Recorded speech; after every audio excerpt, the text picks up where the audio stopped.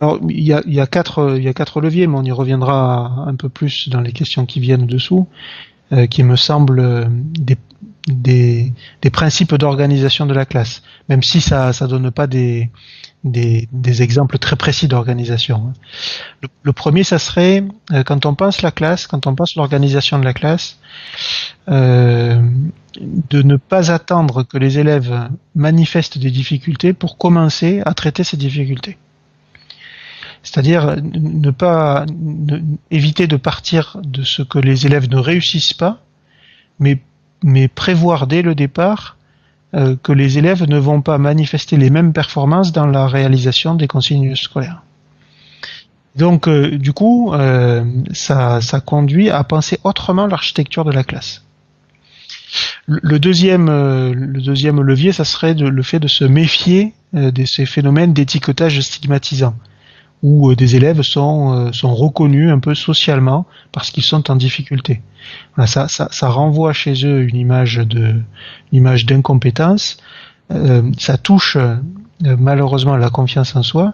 Et lorsque ces élèves ont une mauvaise image d'eux-mêmes, en plus de devoir dépasser les obstacles liés à l'apprentissage, ils doivent dépasser les obstacles liés à tous ces éléments internes qui arrivent à les convaincre qu'au final ils vont pas y arriver. Donc c'est pour des élèves en difficulté une sorte de cercle vicieux, dans le sens où en plus de devoir dépasser les difficultés inhérentes à l'apprentissage, ils doivent dépasser les difficultés inhérentes à leur sentiment d'incompétence. Donc ça devient pour eux malheureusement 2 fois plus difficile que pour des élèves qui doivent apprendre normalement. Donc voilà, donc par rapport à ça, au fait de se méfier de ces étiquetages-là, à chaque fois qu'un élève est aidé, peut-être la précaution chez l'enseignant, ça serait de faire en sorte que cet élève-là qui a été aidé devienne un peu plus tard lui-même un aidant. Parce que dans une situation aidant, celui qui profite le plus de la situation, c'est celui qui aide. C'est un peu paradoxal ce truc-là. Mais les élèves qui sont systématiquement aidés, ils apprennent principalement une chose, c'est qu'ils sont nuls. Et au bout d'un moment, ils s'arrêtent de travailler parce que c'est très décourageant et c'est porteur de tout un tas d'émotions désagréables. Donc, qu'un élève soit aidé, c'est très bien. Mais en fait, ce qui va être le moteur pour qu'il accepte ces aides-là, c'est que cet élève-là devienne à son tour un aidant. Le troisième levier, là, ça concerne plus un peu nos habitudes d'adultes et d'enseignants. Hein. C'est essayer de se forcer, de ne pas choisir à la place des élèves qui sont en difficulté, et faire en sorte que lorsque des aides se produisent, elles interviennent en réponse à des initiatives prises par ces élèves-là.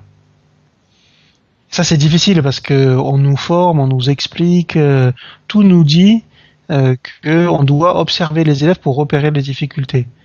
Mais le problème, c'est que quand on a repéré une difficulté et qu'on apporte de l'aide à cette difficulté sans l'assentiment et l'aval de cet enfant-là, on prend un risque de sortir un immense projecteur dans la classe pour signifier à tous les enfants qui sont présents, voilà, cet enfant-là, à ce moment-là, il est en difficulté. Ce qui a des conséquences malheureusement très fâcheuses sur son fameux sentiment de compétence.